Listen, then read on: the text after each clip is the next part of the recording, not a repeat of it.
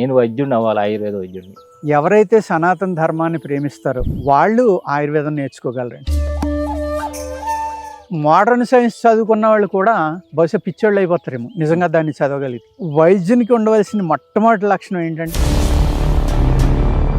ఈ విధమైన సాధనకి వెళ్ళి ముందరే పూర్తిగా శరీరంలో మలము ఆహారం ఏమీ లేకుండా చేసేసండి. ఏదో ఒక మూలిక గురించి తెలుసుకుని ఒకరు చేస్తున్నారంటే దాన్ని వైద్యం కింద తీసుకోమంటారా? ఆ మనిషి దాంతో తృప్తి పొందుతున్నాడు. ఆ తృప్తి అనేది ఆత్మహత్యతో సమానం అని. ఆహారం తీసుకునేటప్పుడు 50% సాలిడ్ తీసుకుని 25% లిక్విడ్ తీసుకుని 25% 6 నెలల్లో కొంచెం కూడా రిజల్ట్ రాని వాళ్ళకి 1 నెలలో పూర్తిగా తగ్గింది. ఆఫ్టర్ ఆల్ నువ్వు ఒక ట్రెడిషనల్ హీలర్ మాకు చెప్తావా అన్నారు. ఒక 20 రోజుల తర్వాత మళ్ళీ ఆయన ఫోన్ చేసి ఏడుస్తున్నారు.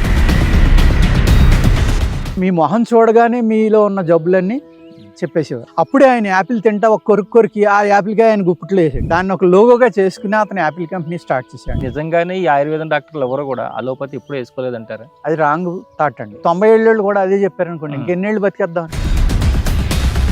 భోపాల్ యాక్సిడెంట్ మీకు జ్ఞాపకం ఉండేమో, లక్షలాది మంది చనిపోయారు. అక్కడ తయారయ్యేది ఆ సైనమైడ్ గుళికలు అండి, తిమ్మెట్టు గుళికలే. అంత భయంకరమైన విషపు పిల్లెట్స్ మనం పొలంలో జిమ్మితే ఆ ఆహారం తింటే మనకు సంతానం ఎలా కలుగుతుంది? ఈ ఫారెస్ట్ డిపార్ట్మెంట్కి టింబర్ మీద ప్రేమ పెరిగిపోయిందండి. ఆ వృక్షాల కింద ఉన్న అనేక అద్భుతమైన ప్లాంట్స్ అన్నిటిని చంపేస్తున్నారు. నువ్వే రహస్యం ఈ సృష్టిలో. నీ గురించి నువ్వు తెలుసుకుంటే ఈ సృష్టి అంతా నీకు అర్థం.